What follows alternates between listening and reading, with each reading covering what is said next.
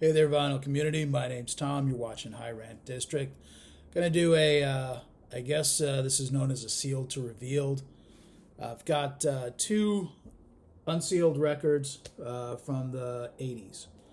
They're both by Band of Susans. It's a rock band from New York City from mid 80s to maybe 5 or 6 years. I don't think they went on very long. I could be wrong. Bought these online together. They were about $20 total, sealed, original. Nobody really gives a shit about Band of Susan's records apparently, so that worked out in my favor. I've got their 1987 EP, Blessing and Curse, and a year later, 88's Hope Against Hope.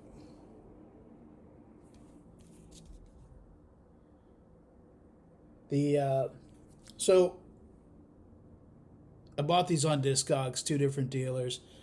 I think it was about $35 realistically, but this particular record, which was like 15 shipped, ended up being not the version I ordered.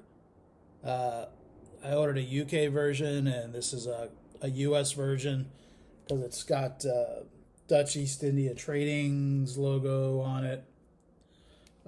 Still a sealed original record, but I just asked. I said, "Hey, do you have the one that I ordered?"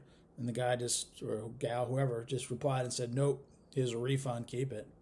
All right, so $20 total for these. So let me crack these open. There's always sealed old records, and these are talking from the mid to late 80s. You run a chance of getting scammed. It's not like shrink wrap machines are inaccessible to people. Plenty of people work in retail and have access to them. With a super cheap record like these, I wouldn't think anybody would re-shrink them, and it looks kind of like original shrink. So we'll see what happens. So let's see here. How do I want to do this? There you go. And I'm not, shrink wrap to me is like a condom. I mean, I get it. It's about protection, but it's not as good as no shrink wrap. So let's just get rid of it.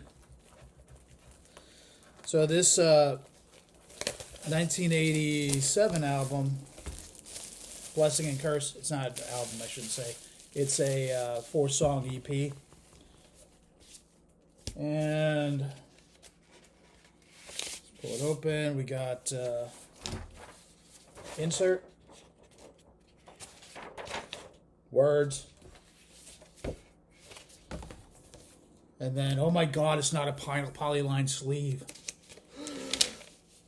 Let's see. There's your label.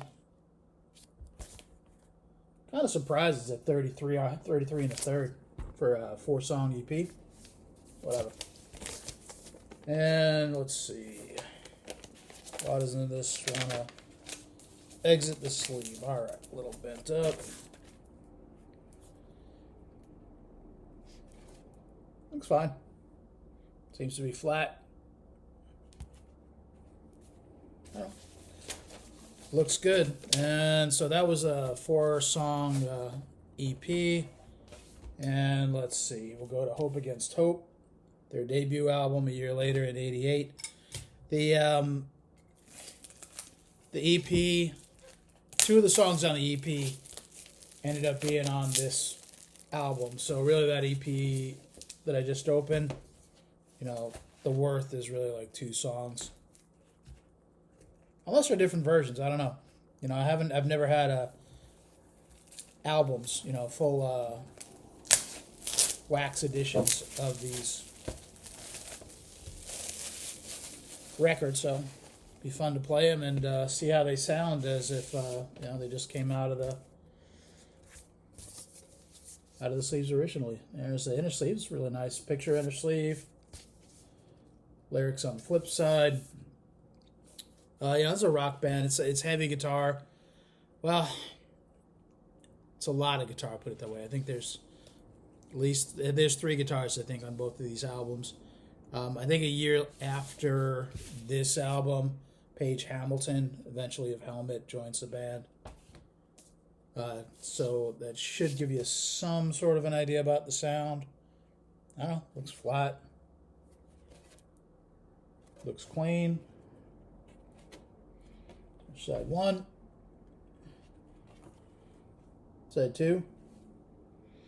All right, well, I'll just dust them off, give them a spin, see how they sound. Back in a bit. All right, so the record's sounded great, played fine. Got the Blessing and Curse EP from 1987, 4-track EP. And then their first LP a year later, 1988, Hope Against Hope is the title of the album. Hope Against Hope is the last song on the album. And it's also a song on the EP. So this and one other song are on the EP. So the EP really is only 4 songs. So you're really only getting 2 songs out of it. I can see why this is not a major band in people's minds anyway. It's for the time that it came out, it's a very for this type of music, for rock music, vocals are generally seen to be a big part of it. And this is more 3 guitars and the drums, just wall of sound coming at you. And it seems like the point of the music is the guitars. The guitars are like right out in front. The vocals are really back in the mix. And, clearly that does seem clearly intentional to me. And I love, when I go out to a concert, I love wall of sound. I just lose myself in it. I really dig that.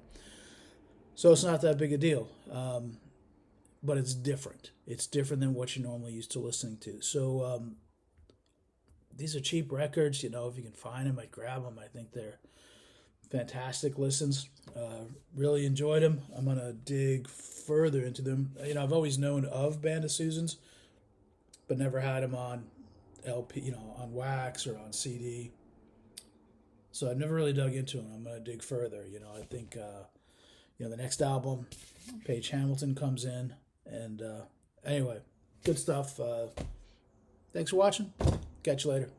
Bye. One more thing I want to talk about briefly. I just ran through my mind as I was putting some records away. Back away from reissue culture. And by reissue culture, I mean the notion that, some YouTube channel has been sent records, to enjoy, not to make a commercial blow up, but the YouTube channel needs content, so they're gonna show the record and encourage you to buy it from the place they got it from. Just because a record was recently reissued does not, and it appears on some vinyl community channel, is not a good reason to buy it. Ask your, when you see this record and you don't already have it, ask yourself why you don't. Why didn't you ever want it before? And why do you all of a sudden want it now? You don't need to own the same records as everybody else in the vinyl community. It's fine. The stuff that you like that maybe other people don't have, as long as you like it, who cares? That's the flavor. That's the flavor in your collection. And when I say step away from reissue culture, I'm talking about just the whole recent reissues. If the new reissue is like the 186th version of the record, there's probably already a bazillion copies out in record stores or online that you could already be buying. Don't get sucked into reissue culture. And I'm not saying don't buy reissues. I'm just saying that there's going to be probably plenty of reissues that already exist in the market, or used copies of reissues or what have you. Man, think for yourself. Understand what you're looking at when you look at a vinyl community video, and the notion that somebody's holding up a record going, yes, I got this for free, but I was not under no obligation to show it. That's, while technically true, it can be technically true, and it can also be bullshit at the same time, because nobody's going to keep sending you free records if you don't do the commercial for the record that they expect you to do.